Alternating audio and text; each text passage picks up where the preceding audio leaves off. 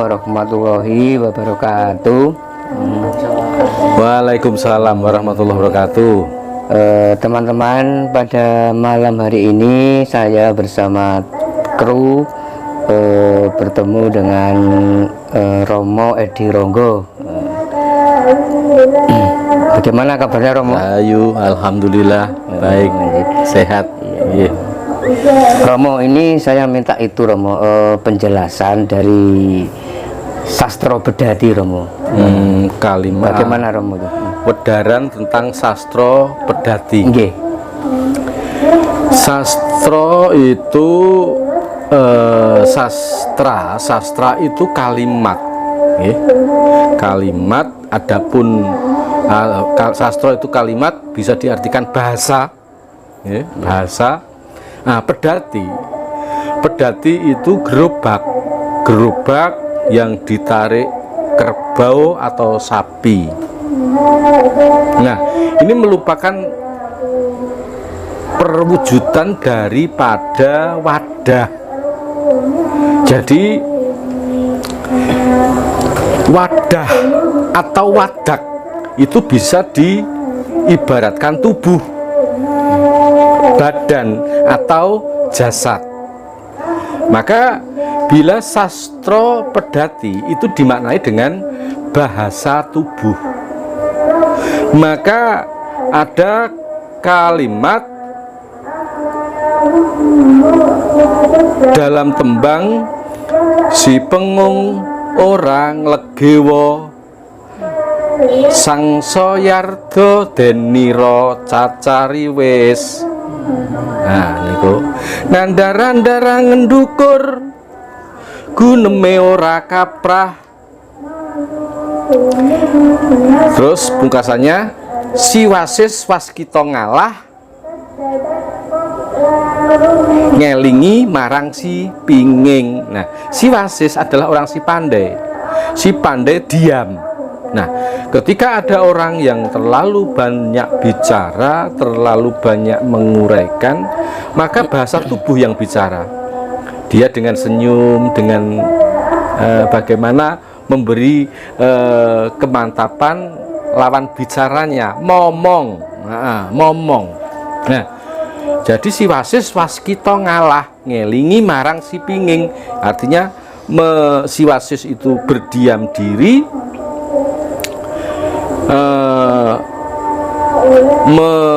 menutupi kebodohannya si pengung tersebut. Jadi sastra Pedati adalah bahasa tubuh. Bagaimana kita mengisyaratkan, misalkan wah candrane wong nesu kae piye, nah gitu kan. Jadi kita bisa memahami bahasa tubuh. Wah kae lagi nesu, misalnya begitu. Padahal si pemarah tadi tidak mengungkapkan kata-kata, tidak bersuara, tapi sudah mampu berkata lagi marah gitu. Nah, inilah yang dinamakan sastra Pedati. Pedati sekali lagi kerbau atau sapi yang menarik gerobak. Ibaratnya si kerbau adalah sukmanya, nyawanya, sedangkan gerobak adalah jasadnya. Kemanapun si sukma atau nyawa ini melayang, si raga pun mengikutinya. Namun manakala sukma ini melepaskan, si Pedati pun diam. Nah, itu yang dinamakan sastra Pedati, kurang lebihnya seperti itu. Jadi sekali lagi, sastra Pedati, sastra adalah bahasa, Pedati adalah gerobak, dan gerobak itu laksana jasad atau wadak manusia. Berarti intinya kalau dikaitkan dengan kehidupan manusia seperti apa Romo? Maknanya adalah bahwasanya kita harus mampu kinemong melihat gelagat suasana tubuh lawan kita. Maksudnya lawan bicara kita. Selagi lawan bicara kita, misalkan saya dengan panjenengan karena ada keinginan, saya mau meminjam suatu kebutuhan misalnya, tapi kok kelihatannya panjenengan murung bermuram durja, tolong jangan sampaikan ini, gitu. Kalau toh menyampaikan, ya harus memakai tata cara yang lebih sopan agar tidak menyinggung perasaannya sehingga menggerakkan tubuhnya, gitu. Orang ini mau marah, bagaimana agar orang ini tidak jadi marah, kan gitu. Jadi ada seorang karyawan, bosnya sudah kelihatan mau wajahnya masam dan bagaimana. Nah, ini bagaimana sikap anak buah tersebut terhadap bos? Jangan malah membuat masalah. Nah, ini nanti akan ibarat bom waktu akan meledak. Berarti intinya membaca bahasa tubuh ya, Mas? Belajar bahasa tubuh. Ya. Romo, ini kan pada akhir-akhir ini kan banyak bencana, Romo. Dan tidak sedikit orang-orang yang spiritual itu yang memprediksi bahwa tahun 2001 ini akan terjadi bencana yang lebih dahsyat. Salah satunya ada yang melebihi seperti corona, Romo. Nah, itu firasat Romo Edi, pandangan Romo Edi di tahun 2021 ini seperti apa, Romo? Memang di tahun 2021 saya pernah menguraikan tentang isyarah, masalah tentang bencana yang akan terjadi, dan bencana itu tidak akan berhenti sampai di situ, akan ada lagi susulan-susulan. Nah, sesungguhnya ini adalah bentuk bahwasannya alam sedang murka. Mengapa demikian? Mengapa demikian? Karena kita sudah kehilangan, melupakan jati diri. Jadi nuwun sewu, monggo kita menengok jauh beberapa ratus yang silam, tatkala Pulau Jawa masih suwung, masih sepi, hingga ada salah satu utusan dari tanah Arab yang diminta untuk menenteramkan atau mencari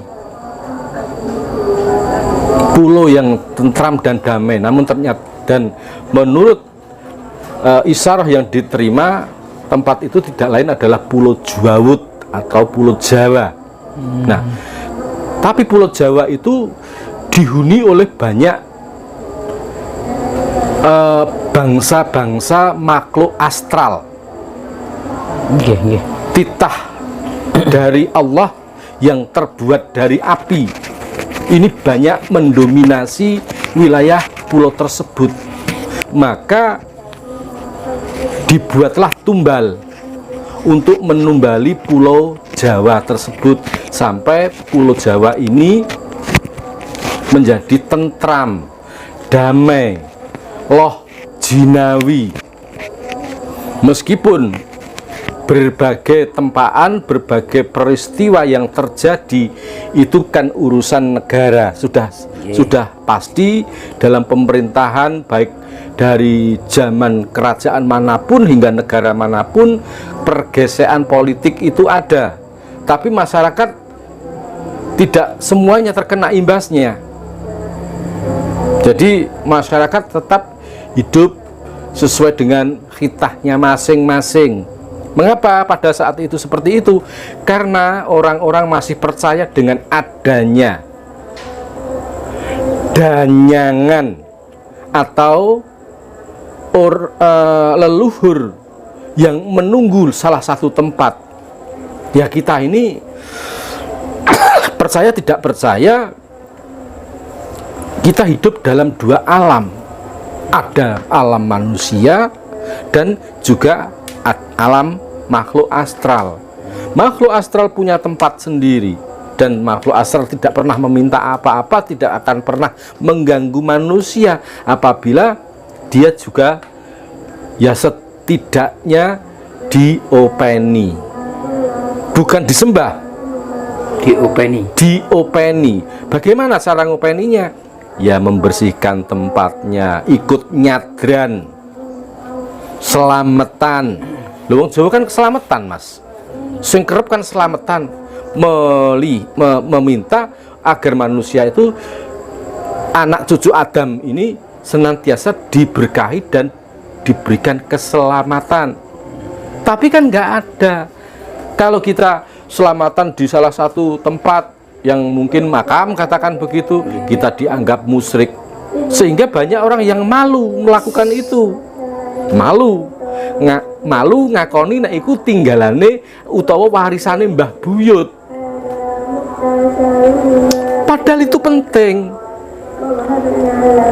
Labuh segoro, misalnya larung sesaji di laut itu.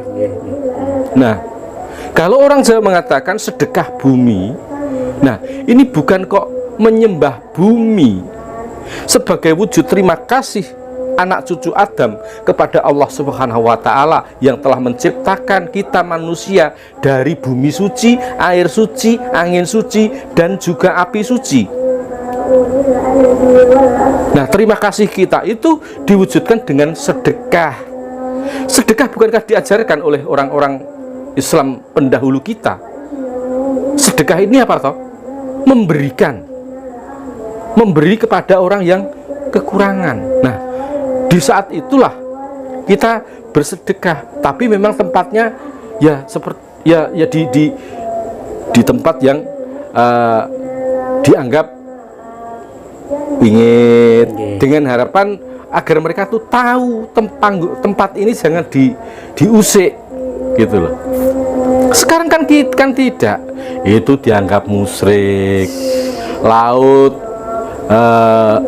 tidak pernah ada larung sesaji. Betul.